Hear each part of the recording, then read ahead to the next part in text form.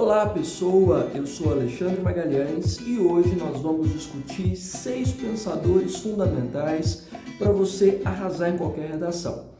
Eu já havia comentado antes, eu suponho, que não é qualquer pensador que vai ficar incrível no seu texto. É interessante que você recorra àqueles que sejam mais polivalentes, que ao longo de suas carreiras não tenham se dedicado só a uma linha específica dentro da ciência a qual pertencem, mas a inúmeras linhas de pensamento, a inúmeras análises as mais abrangentes possíveis, para que você consiga aproveitar esses mesmos teóricos ou essas mesmas teorias nos mais diversos textos ou nas mais diversas discussões. Isso vai facilitar para você, para que o seu arsenal seja mais contido e a sua memória, claro, vai funcionar melhor para os textos, não é? E óbvio, vai garantir que o seu texto tenha mais força e mais qualidade, afinal você vai ter treinado esses pensadores com muito mais intensidade ao longo do tempo, né? Então, vamos lá para essa listinha. Eu acredito que quem já tenha passado pelas minhas salas de aula deve imaginar que o primeiro grande hiper mega nome dessa lista seja a senhora dona Hannah Arendt. Não tem como não usar Hannah Arendt dentro dessas bases, considerando que é uma teórica de um peso para boa parte das discussões sociais hoje como nenhuma outra.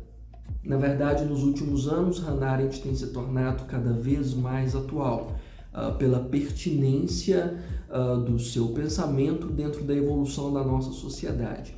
Desde a perda progressiva do que ela chamava de dignidade na política, do nosso reconhecimento na coisa pública, até a nossa dedicação exacerbada à dinâmica do trabalho, né, à disposição do Faber, até mesmo ao conceito-chave que a maioria acabou memorizando de banalidade do mal, quando a frequência dos fatos de crueldade, de barbaridade ou de violência faz com que nós não percebamos mais o quão grave isso seja. Então, independente da linha que você escolha, Hannah Arendt sempre tem alguma posição, alguma teoria ou algum olhar sobre essa questão. E é isso que faz da Hannah Arendt uma das teóricas mais incríveis para você ajustar ao seu texto. Então, significa que, sob esse ponto de vista, Hannah Arendt se torna uma referência mais interessante do que Simone de Beauvoir, que ganhou o gosto do grande público nos últimos tempos. Porque Hannah Arendt tem um olhar social, político, muito mais profundo e dinâmico dentro do que nós temos vivido nos últimos tempos. Então, vale a pena dar uma boa olhada no que Hannah Arendt desenvolveu para tentar ajustar a sua redação. Inclusive, há uma produção de cinema fantástica que aborda a vida e obra de Hannah Arendt e vale a pena vocês darem uma olhada. Eu, inclusive, compartilhei nos stories do Instagram recentemente uma dica de cinema a respeito dessa produção. Inclusive, para quem não me segue ainda no Instagram, é o @portuguesnãoefácil.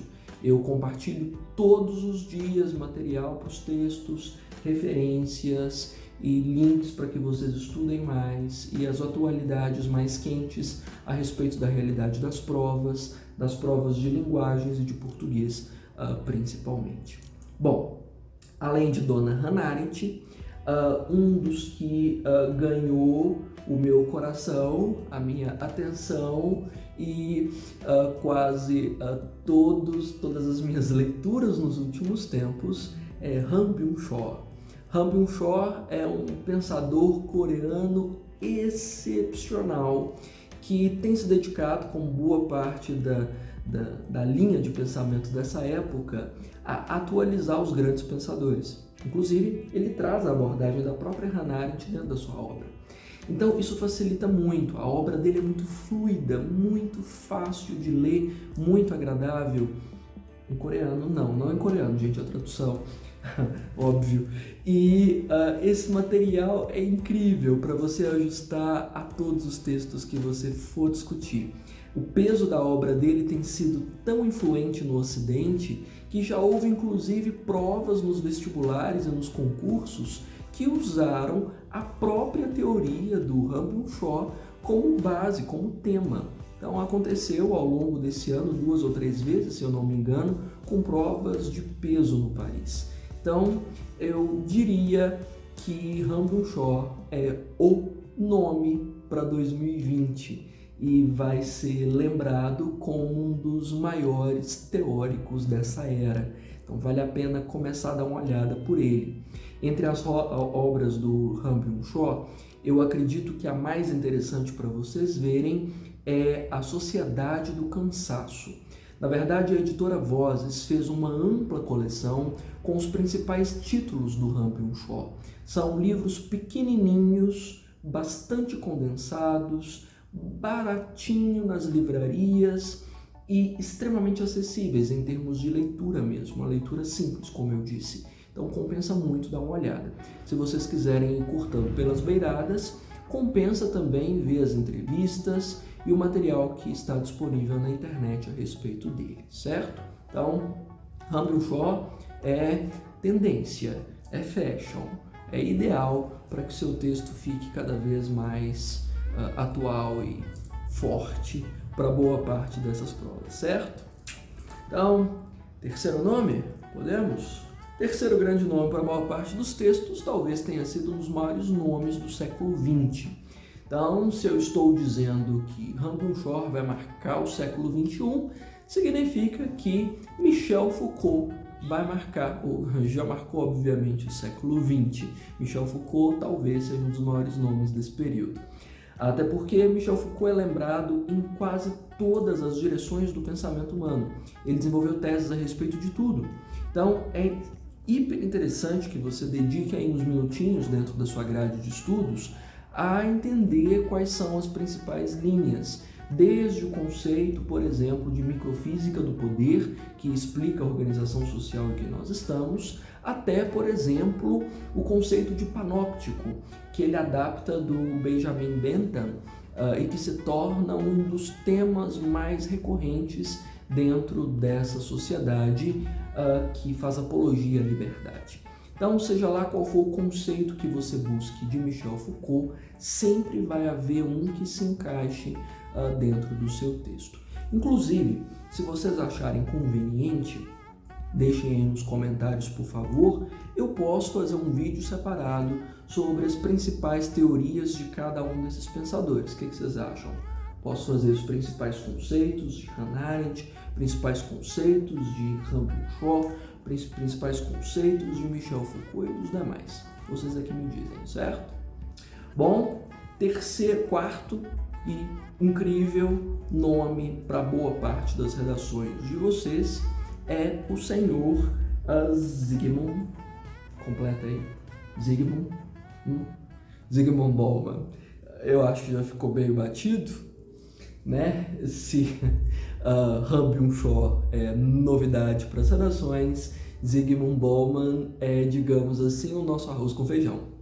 Quase tudo que a gente discute cai um Bauman em cima. É chato? É aborrecido? Peraí, gente, tá passando uma balada na minha rua. Tem gente que tem vida social sexta-noite. Não é o meu caso. Pronto, balada foi? Foi. Voltamos à modernidade líquida. Bom, não, peraí que a balada tá voltando, gente. É o amor líquido passando. Foi. Então, voltando ao Sr. Bauman, ter um arroz com feijão é incrível. Um enjoei do pensador, porque eu uso em todos os meus textos. Isso é ótimo. Significa que você vai chegar no dia da prova e você vai se lembrar dele. É o que deve acontecer. Inclusive, eu já havia dito isso em outros momentos. Seu texto precisa ser fácil para você. Então, ele precisa ser prático. Se você tem um teórico que pode ser lembrado em todos os textos, maravilhoso.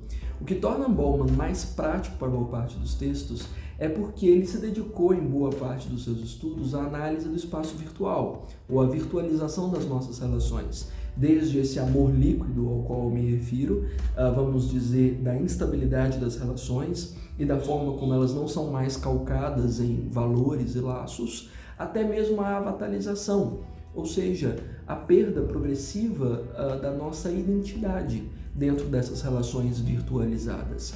Isso é a base, a essência do que nós estamos vivendo hoje. É o que determina essa relação que nós aqui, nesse momento, estamos estabelecendo por via virtual. Então, pela atualidade e pela pertinência do pensamento de Bauman, é que ele acaba se ajustando a basicamente tudo. É o campo mais explorado dele. Há questões políticas também que ele analisa e outras questões comportamentais mais profundas, como a tese da retrotopia, que eu abordei há algum tempo, mas todas elas são de um dinamismo e de uma praticidade sem tamanho para os textos. Sem contar que o reconhecimento pelo corretor é mais rápido, então significa que sua teoria pode funcionar com mais qualidade quando você abordar dentro do seu texto. Então, Bauman nas cabeças e Mill na redação. Combinado? Bom, para além de Bauman, o nosso quinto lugar é... Primeiro, quarto, segundo, quinto. Sou de humanas, gente, sem fazer conta. Pera. Vamos recapitular? Hannah Arendt, checado. Humble Shaw, checado. Michel Foucault, checado. E quem que eu falei agora? Quem foi a gente? Zygmunt? Bom, mano. Então, 4. Vamos ao quinto? Quinto, então, é Rick Beck. Rick Beck é um dos pensadores mais extraordinários quando você vai fazer teses envolvendo geopolítica. O Rick Beck tem discussões muito amplas a respeito de como nós caímos nessa cilada da nossa composição enquanto humanidade. Um dos conceitos que eu mais exploro dele dentro das aulas é o da sociedade global de risco, da forma como nós nos afundamos num colapso absurdo e parece não haver fundo para esse poço. Bem parecido, inclusive, com o que Slavoj Žižek comenta a respeito da desesperança em que nós estamos nos aproximando. Inclusive tem uma máxima do Slavoj numa das últimas obras que ele publicou que me marcou, principalmente porque eu sou uma pessoa meio pessimista, né? Vocês sabem. Ele diz que caso você esteja vendo uma luz no fim do túnel, provavelmente é um trem vindo na sua direção. Eu achei o máximo isso, porque, olha, no atual estado de coisas que nós estamos vivendo, qualquer luz no fim do túnel é muito suspeita. De toda forma, o Rick Beck faz uma análise fantástica a respeito da evolução desse colapso e da forma como o cosmopolitismo, por exemplo, na integração desse senso de humanidade, poderia, quem sabe, talvez, né, nos começar a retirar desse poço de Samara em que nós estamos mergulhados até o pescoço sem ter a noção de onde fica o fundo. Então, o Rick Beck traz uma abordagem fantástica sobre isso. Para questões ambientais é incrível, para as questões de guerra, para a geopolítica do petróleo, para as questões éticas, para todos esses temas, Rick Beck é um nome. Bom, além de Rick Beck, o sexto nome, antes de eu comentar o sexto nome, eu vou pedir para que vocês curtam esse vídeo, mandem para os colegas que estão precisando aprender um pouquinho sobre pensadores para os textos, comentem aqui o que mais vocês querem ver nesses vídeos, se querem que eu faça vídeos separados desses teóricos todos, e peço para que vocês ativem as notificações para quando nós postarmos vídeos novos, vocês ficarem sabendo, certo? Dê uma força aqui para o canal do professor, para que nós possamos crescer cada vez mais. Bom, depois desse momento mendicância, o sexto e o último e o grande nome, para que vocês consigam encaixar em qualquer texto, é um mais das antigas, já que nós trabalhamos mais com o pensamento contemporâneo.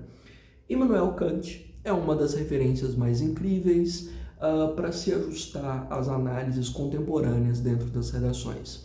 Eu considero que dentro do pensamento clássico, Kant é um dos que mais se encaixa dentro das nossas questões éticas, das nossas questões de poder, da nossa organização política. Desde a concepção de mal radical até as estruturas de poder, a noção de Kant é fantástica.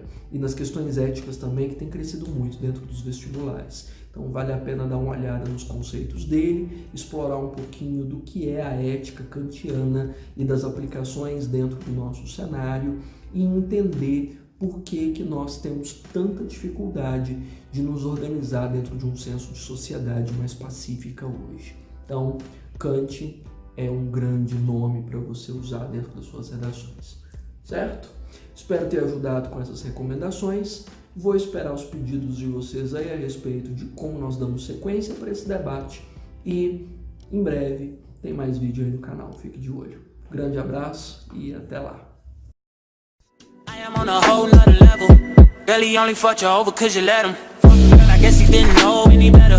Girl, that man didn't show any effort. Do all I can just to